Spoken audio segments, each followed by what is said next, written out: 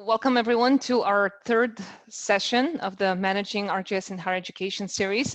Just in case some folks didn't join some of the prior two sessions, we'll do some brief introductions. I'm Jerry Miller, Sector Lead for the Education team at Esri, and also faculty teaching at Johns Hopkins University. And Peter, would you like to introduce yourself? Yeah, I'm Peter Knoop at the University of Michigan. I'm a research computing consultant in our College of Literature, Science, and the Arts, where I deal with users who want to use GIS, cloud computing, and extended reality in their teaching and research.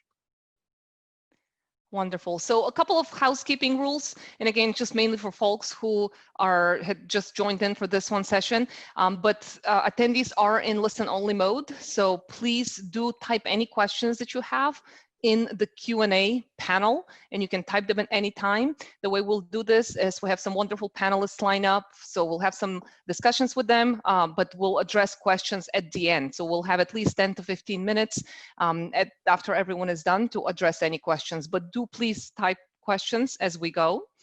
And also, if you want a person to address a specific question, please direct them specifically to him or her with the @mention. And all the sessions are recorded and will be available as part of the proceedings.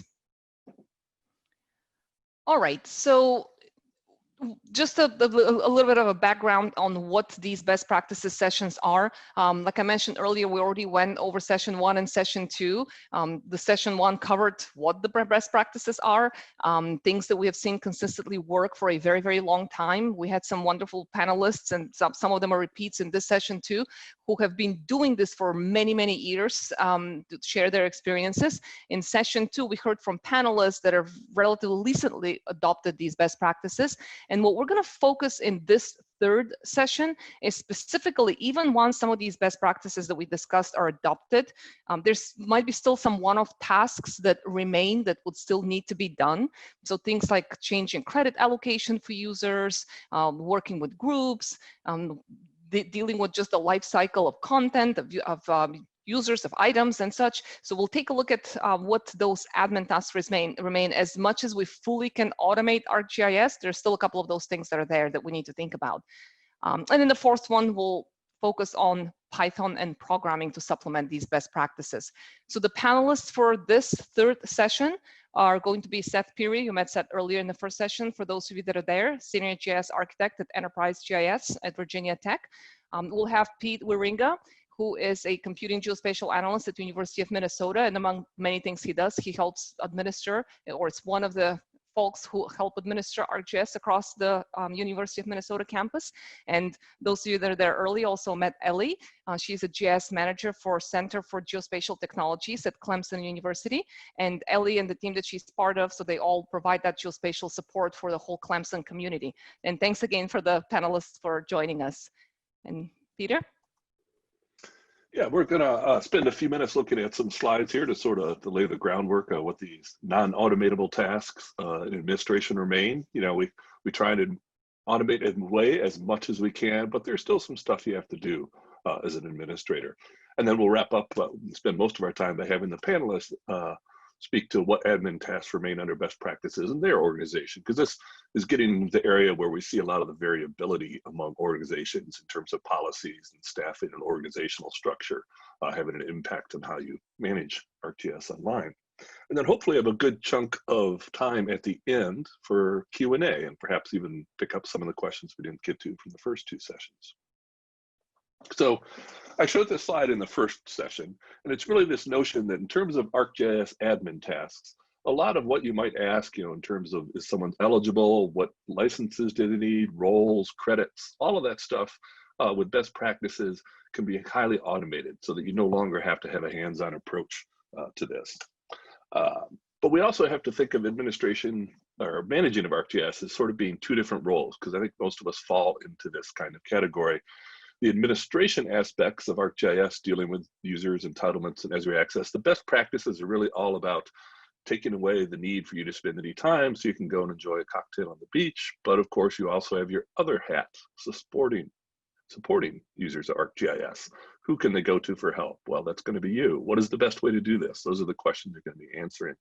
And working with all those exciting faculty, staff, and students on the interesting GIS products they have.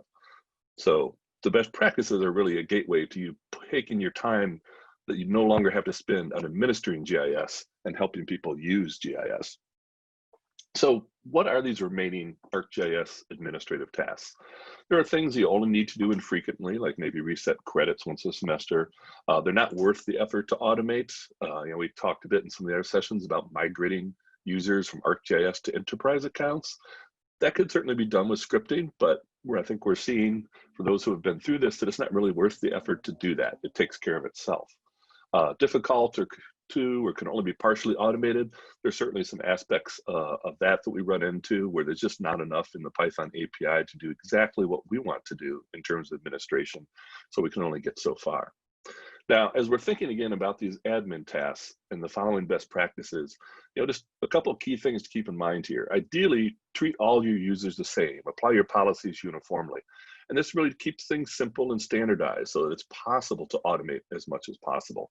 But there's certainly going to be situations and individual institutions where you're going to have to discriminate based on your users' attributes and apply different policies, maybe based on what unit they're affiliated with or role. But that requires additional time and cost, and certainly complicates automation, and certainly complicates manual processes too. So I really encourage you to ask yourself, what do you gain by discriminating in these cases? Are you really saving money, time, cost, effort, or is it actually going to cost you more in the long run? So instead of focusing on implementing that sort of discriminatory practice, instead focus on changing whatever policy or guideline or rule or cultural thing that is causing you to do that on your campus. So I'm just going to quickly go through some examples of administrative tasks. We'll certainly hear some more in-depth explanations of these from other folks and some additional examples. Transfer of content ownership within an organization is one we still deal with that we've semi-automated. User can now go on our campus and fill out a Google form and give the name of the person they want to give content to, and then either list that content, or if they have multiple items, we encourage them to put it in a folder and just tell us the name of the folder. When they submit that form, it triggers an email that goes to the person they want to transfer the content to, and they're expected to reply to that email to consent to the transfer. So we have a paper trail that documents this ownership transfer. And then when they reply to that, we finally get that email as administrators, we can go in and transfer the content. One thing I'll mention is we always tag the items that we're transferring, usually with the names of both users and the timestamp from when we're transferring it, just as a way to get back to those items if, for example, they decide later on that they made a mistake in transferring and need to undo something. Cloning is probably our second most common request. This often happens when two users need to do different things with the same content. That might be the case of course assignments where instructors want to copy a record of someone's story map or web map, and the student wants to keep control over it so they can continue to play with it and show it off down the road to prospective employers. We often see a similar thing with students creating content on behalf of faculty members. Maybe they've made an interactive web map for the faculty member to put on their research website. Well, the student did such a great job, they want to show off their skills, they want to play around a bit more with the symbology in a different direction than the faculty member who wants to keep it looking the way they wanted it to look on their website. And so cloning is one way to solve that. Transferring content between organizations often turns out to be a cloning solution as well, making a clone from the existing content in one organization to the other. And there are solutions that handle both of these aspects. AGO Assistant's a good one because it's got a nice graphic user interface, though it is an unsupported tool from Esri, and it is limited in the number of content types that you can move or copy or clone with it. The ArcGIS API for Python requires you to do a bit of programming and scripting, but with ArcGIS notebooks these days, that can be pretty simple. And it has a clone items method, which handles almost all content types, so it really is quite helpful in many of these cases. And then for the one it doesn't handle, the cloning of a new ArcGIS story map, we've written an ArcGIS notebook based on the clone items method that takes care of that, and we've shared it up in ArcGIS Online. So if you have a need for that, feel free to grab that notebook and get started cloning ArcGIS story maps. Credit allocation exceptions. If you're an administrator, you've probably received emails like the one I've copied here on the right, where some user has exceeded the allocation of credits you've given them. We started out giving all of our users about 5,000 credits for the last several years. Almost none of them use any of those credits, so we're not really worried about consuming our total credit across the organization. We see a lot of people these days running out of credits because of geocoding. I got 11 notification emails, and in my book, that's too many. I don't want to have to deal with 11 different people over 8 months. That's just, terrible person interaction ratio. There were a few of those folks, though, that we wanted to assist with finding their way to different alternative solutions. But one of the things we noticed, because we don't necessarily wait till people run out of credits to reach out and see what they're doing, we tend to monitor credit usage. And if you see someone using hundreds or thousands of credits, we don't want them to get the exception notice and then come to us looking for help, or then we can go out and reach out to them. We want to try and catch them while they're still in the process. But we did notice a lot of users are using a few thousand credits to do very legitimate GIS analysis. So we've bumped everything up to 10,000 credits now for our users. We reset that allocation each semester.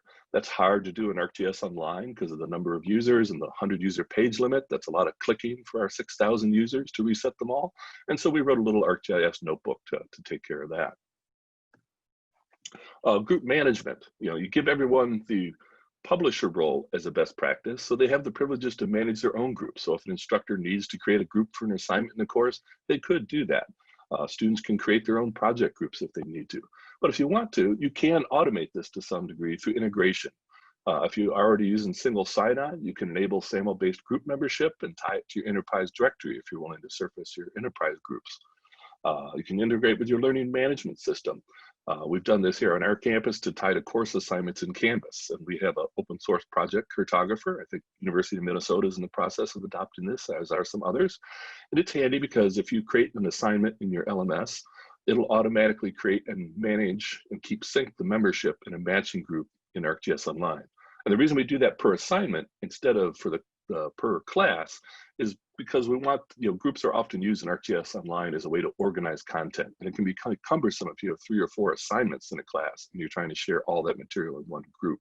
So we found that sharing it based on assignment was better.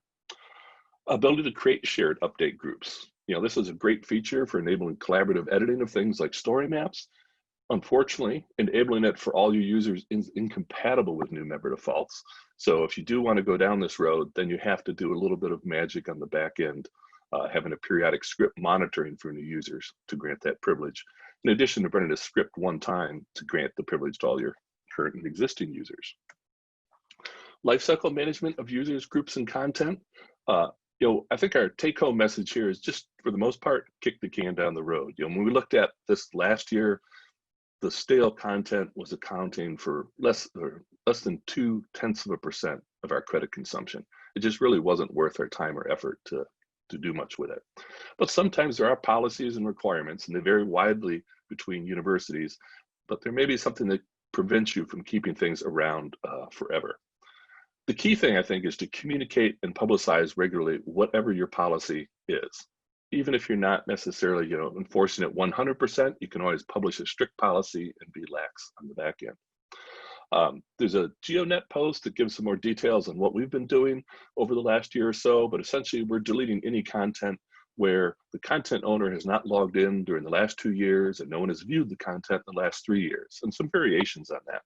The idea being just trying to find that stale stuff that's not really important to anyone anymore, without removing something just because the user left when other people might be relying on it. And we also delete users with no content and groups with no members once we get to that point. Now, if they happen to be an active user, they'll log in and be re-enabled again automatically. And we'll talk more about this in the 4th session. We'll actually go through an exercise with a notebook looking at the sort of levels of content. And you can play along with your own organization if you want to during that session. Lastly, another thing that we often get tripped up by is every update to ArcGIS Online usually has something that's changed. Changes to the licensing model when user types were introduced or bundles were added. We had to modify some of what we were doing with scripting to keep it working. If you're using new member defaults, which were only introduced about this time last year and really were only functional completely in the December timeframe, you might still have some scripts laying around that are subject to this. And certainly many of you are probably dealing right now with a change in user type from creator to professional, which again is something you can script to do in bulk. There's often unannounced changes to entitlement names or keys. This has occurred almost every update where they might change App Studio for ArcGIS to ArcGIS App Studio, and if you have scripts depending on those things, you just need to be aware whenever there's an update to double check those things. And often someone discovers it first and will share it on GeoNet and save the rest of us time. hunting those things down. And then introducing new products, ArcGIS notebooks, redistering. When those come out, you want to grant access to all of your existing users. That's usually an additional step you need to take care of. And then of course you want to update new member defaults for the new users so they get it out of the gate. So let's hear now from some of our panelists who have been running these ArcGIS best practices for a while and helped identify some of them. And let's hear what the experience they are having with sort of these one-off things, which are often specific to individual campuses. Seth, looks like you're up first here. All right, thank you, Peter. Screen share should be live. All right, I'm Seth Peary, Senior GIS Architect at Virginia Tech. I manage our enterprise GIS. I've managed our ArcGIS Online organization since we started. I am very pleased to have presided over all these changes in the ArcGIS platform that have allowed me to do less and less and less as an admin. Really, the take-home point is that we get to spend more time helping our users get the most out of the platform for whatever it is that they happen to be doing, and less time with the actual care and feeding of the platform itself. So really, in the bad old days, we had to invite all of our members.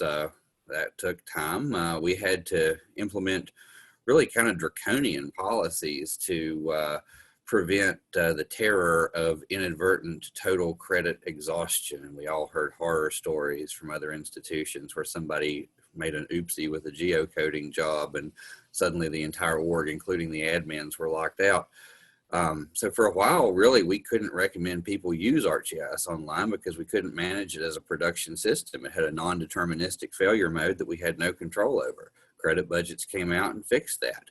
So we were able then to stop doing really restrictive custom roles that prevented what people could do. We were able to implement credit budgeting, and we started to move closer towards giving everyone everything. As the higher ed license modernization rolled out, we got to come even closer to the realization of that ideal. We were able to have a one-to-one relationship between ArcGIS Pro licenses and our number of named users. We had enough named users for everybody. And we were able to let people start doing things for themselves. Peter mentioned creating their own groups. Using things like AGO Assistant, people were able to transfer content back and forth to other accounts that they owned when they departed. So really the administrative burden of becoming a cloud GIS campus has only lessened over the years. But of course, there's still some things to do. We've talked about not discriminating when it comes to users, but rather managing them in the aggregate. And I like to look at this in terms of a life cycle model with discrete events. You know, somebody joins the organization, there are some things that need to happen. While people are an active member of the organization, there are things that we may need to do, sometimes in response to ad hoc requests. And when people leave the organization, there may be things that we need to do, although kicking the can down the road becomes a viable and attractive option, as other panelists have pointed out. We do still run a new user onboarding script, even though new member defaults are now a thing. And the main reason for that is because we want to be able to grant ArcGIS notebooks and the ability to create shared update groups. And those are typically administrative, or they're grouped as administrative privileges, and we can't do that with new member defaults. And so we were running a cron job anyway to check for new members every 5 minutes, give them the publisher role, give them Esri access, give them all the software entitlements we could possibly throw at them, and then we just added on the other things there. We still, of course, provide a download portal for software for offline use. And as I mentioned in the previous session, we've got a 1,000 credit threshold. And really, you know, at this point, once you get up to a certain level, you know, I think Peter's got 10,000, I've got 1,000. I think it's what, a couple hundred at Minnesota. And, you know, everybody's got their own different take on this. We just landed at 1,000 because that was a threshold where probably you're doing some pretty substantive analysis. We might want to get to know you, see what you're up to, maybe help you optimize a little bit. And of course, internal content migration. I love Michigan's approach to this, where there's a paper trail, a request form, and approvals. That's a really nice process to wrap around that. It's probably something we're definitely going to want to implement at Virginia Tech. Right now, they just ask me, and the users that want to migrate content ask to have that manually done. Another thing that still remains, of course, is training. And there's two different types of training. There's training about the platform, what is ArcGIS Online capable of doing? And then there's training, how do you make effective use of the features of the platform, like creating groups for an assignment versus a class, scope of sharing, things like that. And then training on the specific ways that the platform is realized at our institution in reality.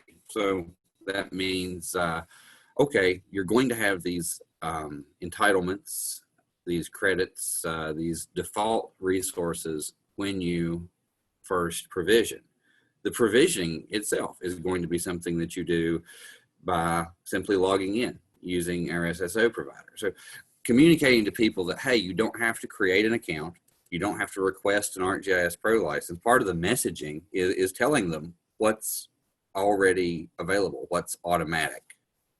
And we still kind of have to work out how we handle the communication surrounding what happens when you leave, what should you do. There's a lot of other institutions that have some really excellent examples of this. I'll let them speak to that since they did a better job. We do automate some other things. I have about 4 examples in session 4 of specific things that I do with the Python API that allow us to do things that wouldn't be done through new member defaults or through the defaults of the platform as itself. So, Peter had mentioned when licensing changes, you really kind of have to do 2 things. One, you've got to retroactively give that to the people that are current members. And then also you've got to add that to what you're giving your new members. It's useful to look at usage if you're looking at the platform as a whole, as an aggregate. And I think Peter's dashboard, some of the things that you've seen up until this point really kind of nail that point home here. You've got the storage quotas, the breakdown between storage and analytics, who's using the storage, that kind of thing. One thing that we also did was to integrate with our service catalog so that people would have a single point to request things that require an admin intervention. And so the place that I would eventually implement the kind of stuff that Michigan's doing with the content transfer requests would be in that service catalog. Deprovisioning, right? So best practice might actually be kick the can down the road, but we have done some work trying to figure out who is still, or which of our user accounts still ought to be on the platform. We did an integration with our identity provider to figure out some of the affiliations in our enterprise directory so that we could determine if you were faculty current, staff current, student current, and then it kicks back a yes or a no, and then we can act on that information. Now, we haven't actually acted on that information yet, in keeping with the philosophy of kicking the can down the road, but we do have the capability to know whether someone is a current affiliate. And if we ever implemented something like what Michigan did, where they've got a sort of a 5-year timer, 5 being the sum of the amount of time that it's been since login and amount of time since content access. Yeah, we might use that as the start date for that. And as I mentioned, when the platform changes, we need to be able to revoke things that are no longer named the way they were, and we need to be able to add things that are new. So takeaways, summary points. We spend more time helping users go farther with ArcGIS Online, making it relevant to the work that they do. We spend less time tinkering around with ArcGIS Online as a software system. We're able now to disregard lots of things that previously we spent a ton of time on. And the stuff that we still do now is more specialized, a little bit more technical, but tends toward batch operations that we automate wherever possible. So that concludes my prepared remarks. Thank you, Seth. Next up, we're going to hear from Pete at the University of Minnesota. Okay, 1 second while I share.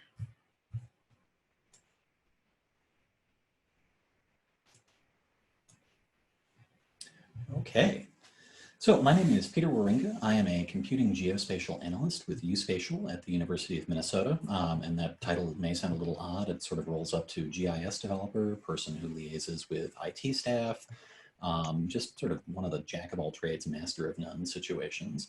But I'm heavily involved in the management of our ArcGIS Online organization and working with students, faculty, and staff across the university.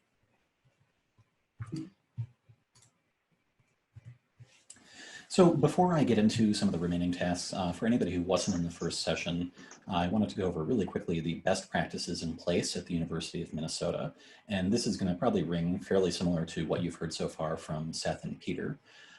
We use enterprise logins using SAML. We're populating email address and name fields into ArcGIS Online via SAML to allow for easier searching by our users. We tend not to know our internet IDs, our semi-cryptic email addresses. We search by name. We have a number of jobs running on a Windows server using Task Scheduler. One of those is a 5-minute recurring task that handles new user access. So every 5 minutes, we're going to look and see, do we have any new users? And if so, do we allow them? Are they eligible to receive all the licenses, all of the entitlements, or not? And a nightly job to clean people up who have left the university or are returning to the university.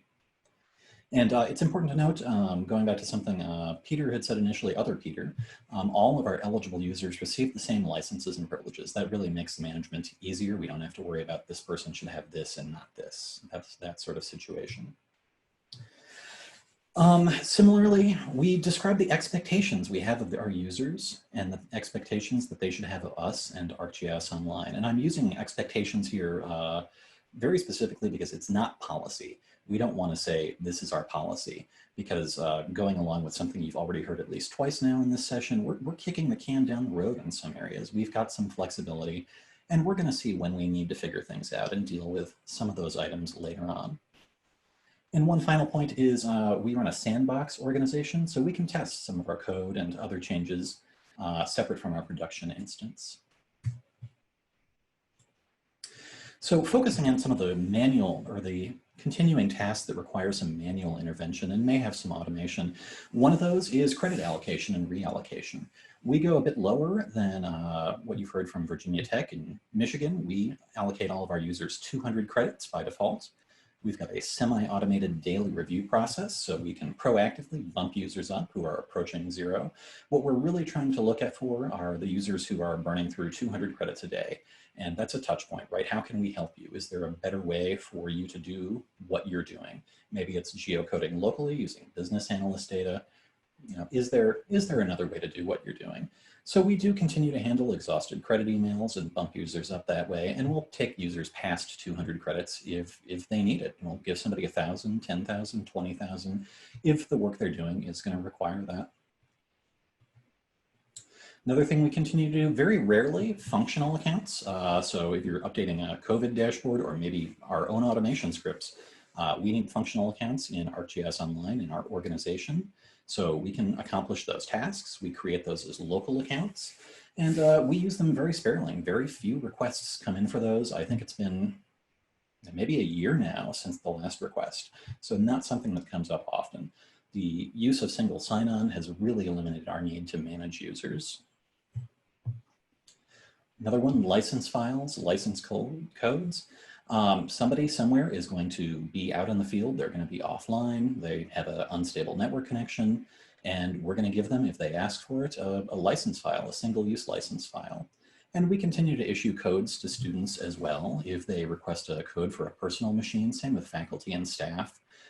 This tends to be fairly straightforward for us. We'll peel off a code, send it out, and what Esri has on their side, coupled with the documentation we have on our own website, will get users through the process of setting that up. But that's been declining with the move to ArcGIS Pro. Another one, software downloads. Again, this is something we're seeing less of. We will download, when 10.8.1 came out a couple of weeks ago, we'll download all of the files for that. We'll place it on a file share accessible inside the university. But for the most part, it's IT staff who are dealing with that, either for computer labs, VDI. It's not so much students or faculty or staff, because they're going through oftentimes that process on the Esri website when they go through the education edition and activate that license code we give them. Another one, and this is another sort of kick the can area for us. So, listening to Seth and Peter, there's a lot going into content transfer, or I should say, it sounds like they're getting more requests for content ownership transfers than we are. Our requests tend to be fairly infrequent. We do not have the volume right now to the point where we have really formalized a process. We'll validate that, the request is legitimate, and that's about it. When we start to get more, it's something we're certainly going to take a better look at. One thing we have seen, we know there's a new transfer content tool in ArcGIS Online. We have not used that to my knowledge, because it's typically we want to move 1 or 2 or 3 items and anything associated with them rather than a user's entire account. Couple of quarterly concerns. You heard about this before as well. Expect some breaking changes every quarter. Be prepared. Something is going to happen. Nothing. It's not always something will break, but you're going to have to be responsive to and reactive to changes on the platform. Did a license name change? Did bundles appear? I know back in June we had, I think it was 4 license names change, so we had to handle that. So we can be proactive, but scripting best practices can also take you to a place where you need to be reactive 4 times a year. And a few other things to point out, we still don't manage groups. We let all of our users create their own groups, including groups with update capability. We don't delete old content, again, kicking the can. Delete inactive accounts, kicking the can. We don't have a policy on what to do with stale content. We talked about expectations, not policy. So we're very much waiting to see what happens in the future. And wrapping up quickly, one final thing on the administrative side. One of the benefits we realized, we've heard about from other universities, performing more time supporting other users rather than administrative tasks. And we've really realized that. And there's been a good implication or change here on the security side. We've always had students and staff helping with those administrative tasks.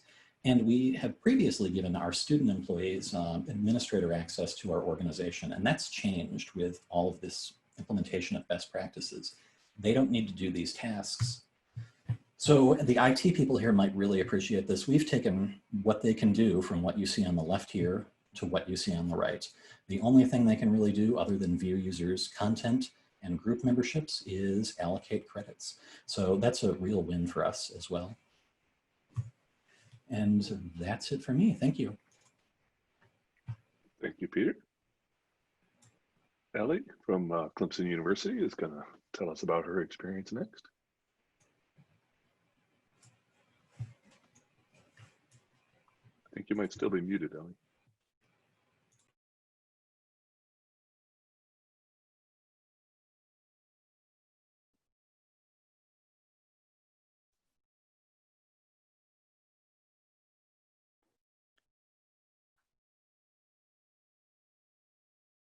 All right, Sally, we see your screen, but we cannot hear you.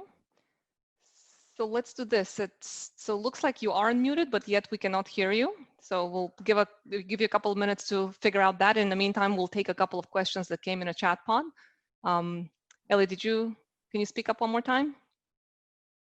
No? Okay, maybe leave the meeting, come back, or check your audio, because it does look like you're unmuted. But in the meantime, we'll address a couple of the questions that are there in the question and answer. So Chrissy asked, is there any way you can see how many storage credits you have remaining? So Any of the panelists, so Peter or Pete or Seth, if you guys want to comment on that. And Peter, that question came, Peter Noop, while you were speaking. Okay. Yeah, I mean, if you go into your ArcGIS online organization, you can view the status of your credits, which hopefully I'm sharing my screen here. You are. It's kind of small. Maybe we'll try and make it a little bit bigger. Yeah, the credits are available for anything you want to use them for. They're not specifically for storage per se. So if you're a large institution and you get 5 million credits, you could spend all 5 million on storage if you wanted to. I think one interesting thing I've noticed was, other than screenshots this session, we're all just barely nicking away at these 5 million. You know, if you look at the rate of credits we're burning through here, yes, we're using 18,000 for storage every, 14 days, but that's nowhere near going to consume the 5 million credits we have. So yeah, it's not the kind of thing we necessarily worry about, and the credits are not specific to what you do with them. You can spend them however you want. All right, wonderful. Thank you, Peter. And hopefully that addressed the question. So we see Ellie is back. Ellie, do you want to give it another try? We still cannot hear you. All right, so let's take a look at one more question. And the question came from Amy. Is anyone running ArcMap or Pro in a VM versus having students download the apps to install?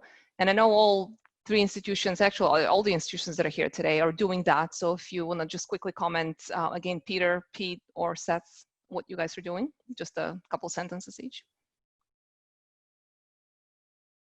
Maybe I'll let Peter go first. We're going to have to clarify who's Pete and who's Peter. Sure, yeah, when you're Pete. Okay.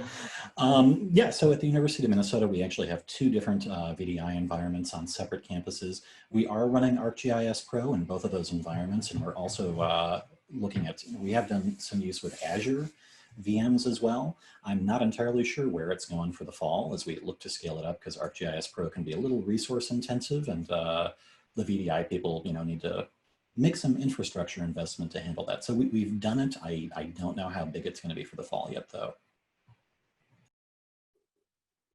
All right, and Seth, do you want to go next? You guys have with AppStream, a different way of doing it? That's right. So we had been experimenting with the use of, with AWS AppStream for ArcGIS Pro completely in a web browser with no client dependencies. And then that proved to be really an interesting project and timely when everybody suddenly had to go remote.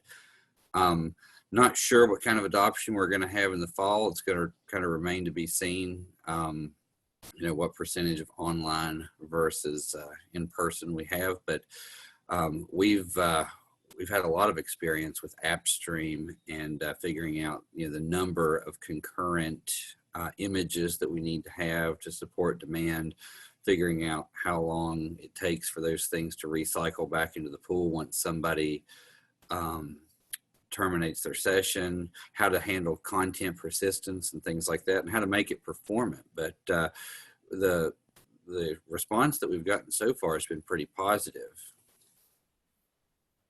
All right, wonderful. And Peter Noop, do you want to quickly add anything to that? Yeah, unless Elliot wants to interrupt me. Is your audio working yet? Not yet. We're still working through it. Yeah, we have a on-premise Apps Anywhere VMware environment that we support hundreds of different applications for students around the university, of which ArcGIS is available. But what we found is that infrastructure isn't quite powerful enough for some of the more graphics intensive uses of GIS. And unfortunately, we learned that the hard way when we virtualized our classes this past winter. It wasn't up to taking some of our intro GIS classes who were nearing the end of the course, so they were of course getting into more complicated things. Fortunately, in our case, we have AWS AppStream and AWS EC2 instance environments that we'd already put in place for mainly researchers who only needed to use advanced GIS for a few weeks or a few months a year, didn't necessarily want to invest in hardware, or had students working on projects that mainly only had Macs. And so we simply scaled those up to accommodate the classes as they were coming in. I mean, there are some nice things about it. You can, again, integrate it with your single sign-on solution, integrate it with your campus directory, or not campus directory, your campus file storage if you're using Google Drive or OneDrive. So it's, you know, takes advantage of a lot of things that they're already familiar with using. All right, wonderful. So thank you, Peter. And just one more question to give Ellie a bit more time. So Carlos asks, and Peter, Noob, this one is for you. So Peter mentioned a new content transfer tool. Is that the bulk transfer tool for organization administrators or a user-oriented tool? So if you don't mind answering that. I think the other Peter's the one who mentioned it. Is but it? Okay.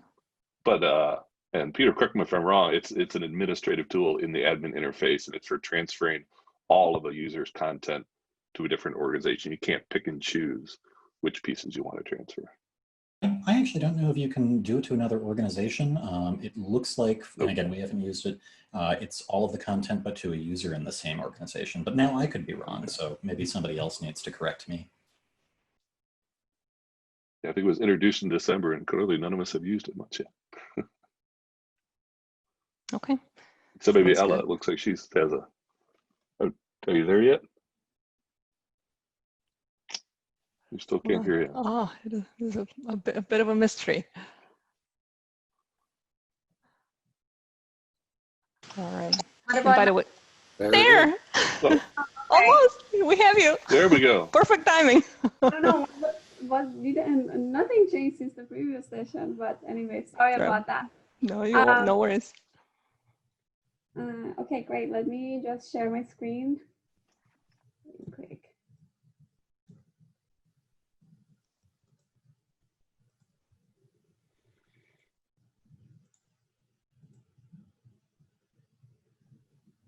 Okay, you can see my screen right now? Yes, we can. Okay, great. So my name is Elham Masumha, and I work at the CLEMSON Center for Geospatial Technologies. For those of you who read the previous session, I apologize for the redundancy, but our mission at the center is to just enable faculty, students, and staff to, in their geospatial work across campus and across all the disciplines that we have in CLEMSON. We are also, like Minnesota, a land grant. We have 25,000 plus students and about 5,000 staff. And we are currently funded, we are centrally funded, we have a centrally funded site license that we are responsible for the management across the university. So as far as the things that we no longer do with the administrative tasks across the campus is that we no longer manually manage accounts and passwords and enable ArcGIS Pro and extensions and all add-ons. Enabling my Esri is also among those. And the way we do this, we have implemented this, of course, in the backstage that users don't see this. This website that you see is a user interface of our GIS activities across the campus. So if they want to log into their ArcGIS Online, they're going to come to the software tab and they go to ArcGIS Online, and it just tells them how to do this, how to log in and how to use their CLEMSON University account to do that. With the things that we no longer do, these are the things that, because we no longer do this, have been enabling us to do other things across the campus and be able to expand our community and do other things across the campus. We also used to have a script that was running every 5 minutes that was enabling the My Esri, and with the new user defaults, we no longer have to do any of those. Everything is included. And that best practice advice that we were given a couple of years ago in the Esri workshop, that give everybody everything and not concern yourself with who deserves, who is entitled for such and such, then we eliminated all of those concerns and we just gave everybody all the entitlements that they need. And we no longer are contacted as frequently as we used to before for things like installers for software and things like that. For example, ArcGIS Pro, especially ever since it is included under your ArcGIS online account. So they no longer need to be connected to a network drive to install the installer for the ArcGIS Pro. They can just go to their ArcGIS online account. We have the instructions step by step for them, and they actually use that over there. For the things that we still do, issuing ArcGIS desktop licenses is still what we do. Bulk user role migration, even though GeoJob makes it much easier, but it's still a semi-automated process that we do use GeoJob for doing that. And responding to the credit quota exception, somebody contacts us and asks us to increase their credit quota, so we do that. And Peter mentioned in his presentation that 11 times that they were contacted in a year. Ours is much less than that. So if we have something like that, as you mentioned, as Seth mentioned, we probably want to meet with that person and offer different solutions. And because of the vast training opportunities that we have at the center, as a result of practicing these best exercises in administrating ArcGIS, we have had to expand our education capabilities. We have everything online for our staff, for our students and users to go and see. If they want a geocode, they can just have step-by-step instructions of how to do it. So we no longer have to deal with credits, how to handle credits, and don't get that many requests for increasing of the credit. And if we do, they are usually the same people who maybe there was a problem with walking them through the process and providing them with alternative solutions of how to do this. Transferring content between the organizations, that is something that we have it on our website to kind of help our users know what's going to happen to their content after they leave, because sometimes they don't even know what happens after they leave to the story map that they had. Maybe they don't expect their access to CLEMSON University to be still there, but they don't know exactly what's going to happen to their story map who they have shared with a potential recruiter or things like that. So we do have a web page that explains to them, if they are a student or a staff, what's going to happen to their account and to their access to ArcGIS Online. We do not delete their content, but we do not also guarantee that it's going to be there. So we encourage them to delete it if they're not going to use it. Here's a small video for them to show them in 2 minutes how they can do that.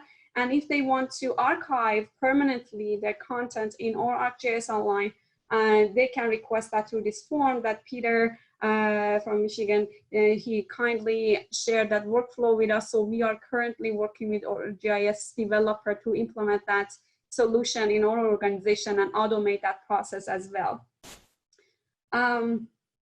The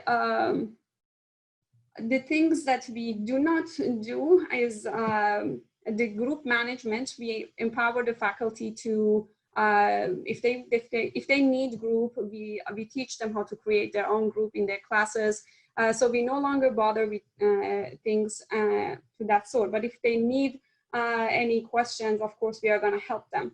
But these implementation of best practices across the campus, for us in CLEMSON has been a few years ago when we started.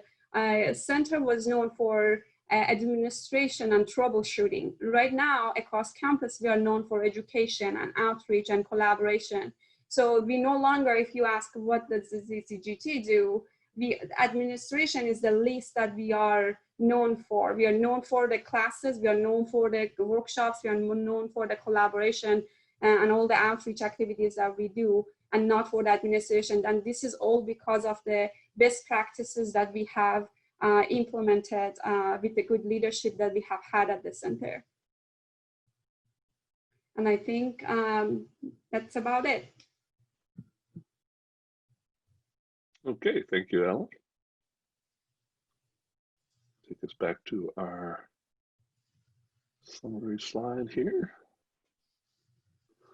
So yeah, I think we've heard from everyone, that there's different approaches to transferring content, different need levels for cloning or transferring content between organizations. I think sometimes at Michigan, we look at automation as having the students take care of it themselves. From our perspective, that's one automatic way to take it. Credit allocation exceptions and periodic resets, those are occasional things we have to deal with. Group management, since your users are empowered, there's not really much you necessarily need to do there. The lifecycle management of users and groups, there's nothing wrong with kicking the can down the road. It doesn't really have any negative implications that we've run into so far. And then adapting to ArcGIS online updates is probably one periodic thing, as Peter pointed out. Pretty much every 4 months, you're probably going to have to do, or every 3 months, you're probably going to have to do something. So with that, why don't we open it up to the questions that Jerry's been accumulating? All right, wonderful. So we have a question from Amy, and in the meantime, so we do have about 10 minutes for questions or so. So do feel free for any of the attendees, type any additional questions in the chat pod, and we'll be happy to address them. Question from Amy that came, and I believe any of the panelists can answer it, but let's start with Peter Knoop, and then Seth, you mentioned this as well. So the question from Amy is, I'm interested more in providing groups with shared updated capabilities. Can you adjust this setting across the board if everyone is still in the new member default role? With the GUI interface, you have to change the default role to something else. With scripting, can you leave the default role alone? No, unfortunately, you cannot have a group that is used by new member defaults that also has the shared update group privileges. If you select it, the new member defaults it does give you a warning at least, but it'll stop working. So you may have noticed in some of the screenshots, we have a role called publisher new user. And so we have that as the default role that's assigned through new member defaults. And because we give it that special custom role, and it's simply the regular publisher role, just with a different name, that is what our scripts look for every minute, is if it finds someone with that named role, we then convert them to a different custom role that includes the shared update privileges, as well as notebooks and some other things. And so people are only in that new member default assigned role for maybe up to a minute or two before they get the full set of permissions. Unfortunately, you cannot use that custom role that includes any admin privilege with new member defaults, which is unfortunate because it does mean having to run scripts to get this to all work. I don't know, Seth, if you have some to add to that? Yeah, Sure. Seth or Pete. If you don't mind unsharing, I can actually show you exactly how we do it. Perfect. So a little bit of this is from session 4, but maybe we'll go ahead and look at it here. So Publisher Plus here is a role in our organization that include, let's see, I should have expanded all to make this a lot easier to find. I've got everybody's face in the way here, so let's do that. Okay, so way down here under administrative privileges, we have create with update capabilities. So that's the privilege that you want that's attached to the Publisher Plus role. And then if we go over here, let's see here. Okay, let me make this bigger.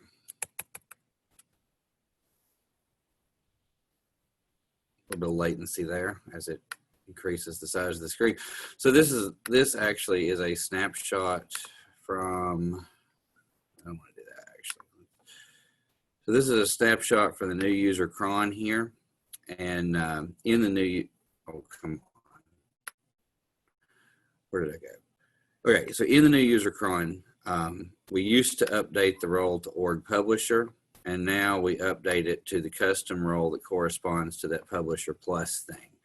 That works for everybody that is the new user, but if you are an existing user, then you can do it in one shot here. You can enumerate all your users in the organization, iterate over that, and then go u.update role Publisher Plus, and that's a one-time operation. That's the only way we've come up with to do this. It works, but Hopefully that's, I don't know if that's best practice. I hesitate to articulate something as best practice, but that has worked. Maybe we'll call it a common practice because it's the only way that I think I've seen anyone get around it so far. Wonderful. Good time to Pete. log an enhancement with Esri, suggesting that they allow you to put that privilege with the regular users. Capability, indeed, it has been a request expressed often, and hopefully we can get there soon. So another question came in the chat and from David, and I believe any of the panelists can comment on this, but Peter Knoop, would you mind starting first? So the question is, I'd be interested at some point to hear thoughts for really small schools. We have only a few faculty using GIS, really just me, along with a few classes and student researchers. We have the 25 copy site license for all Esri products. I pretty much wear all the hats when it comes to license management. And yes, I'm pushing it across campus, especially with our public health programs and recent events. So in other words, small schools, large schools, does it matter? Peter Knoop, if you don't mind answering first. Yeah, that's a good question. I have to admit, I'm not all that familiar with the various Esri license offerings. I think the sort of maybe leave the licensing side aside, just in general of the best practices. Right, it's maybe a question of return on investment. I'm not quite sure. Is it 10 users, 25 users, 100 users? I guess it depends on how good you are at clicking on things manually. But I think, by the time you get to even 25 users, adopting a lot of these best practices for automation is still going to simplify things. You may not necessarily need to be distributing software downloads through a common login like we do for the larger schools, but certainly for giving them all the entitlements, having them use a username and password they're already familiar with, all of those aspects of best practices, I think are, helpful even if you only have 10 users. All right, wonderful. Wonderful. So yes, and obviously the question does come down to licensing. It could be done in a bit of a different way, but yes, so in the previous sessions, we talked about the limited licenses, departmental versus some of the site license or institution agreement, which does have these unlimited for research and teaching benefits as well. So something to think about transitioning if that isn't there already. But I guess really as far as this one is concerned, if that site licenses or institution agreement is in place, to me, as I see it, there isn't really all that much or big of a difference in terms of these best practices. It could be applied regardless, they could be applied regardless of the size of institution. All right, and then one question that actually came in the earlier session. So Seth Pires, this one is for you. Someone had asked earlier if you can talk a little bit more in depth about the self-service and admin content transfer portion of your deprovisioning process segment. So just a little bit more about your self-service option that you had available. In particular, is any portion of that content transfer automated? No, none of the content transfer is automated. And the self-service portion is tell people to use a Geo Assistant. This would be for students, for example, that are assembling portfolios, want to carry things with them when they leave the institution. But really it's just kind of a messaging activity to tell faculty, to tell their students, okay, this is what you want to do if you want to keep content for your own personal use. And regarding transfer of content within virginiatech.maps.arcgis.com from one account to another, that's entirely manual for us right now. I can envision at some point in the future wiring that up to a service catalog requestable item in ServiceNow that takes care of the stuff that Peter Knoop showed everybody with Michigan using a Google form. Ideally, we would basically kick off a ServiceNow workflow that required approval of transfer or transferee and org admin. And in an ideal world where I have all kinds of time to wire this up, I would actually write an ArcGIS Python API a Lambda function in AWS with an API gateway in front of it that would interface back to ServiceNow and do a RESTful request for the fulfillment step there. Reality is they're going to email me and I'm going to do it manually. All right, sounds good. Thank you, Seth. All right, so just a couple of other comments before we wrap up. So Carol, Katie mentioned there, I'm just a comment actually to the previous question. I'm at a small school and I'm wearing all the JS hats. Start with the best practices as soon as possible because the data and users grow quickly. So absolutely, fully agree with that comment there, Carol. Thank you for that. And then before we, we switch over to just our closing slide and what's next in terms of answering questions, another comment there from Kate Cheney that came in. It's for Ellie at CLEMSON. Just great transition from being known as the admin to teaching classes and support. So absolutely phenomenal. And hopefully that message kind of came all across from all of these different sessions that we've had so far. So thank you again, Ellie, for sharing that.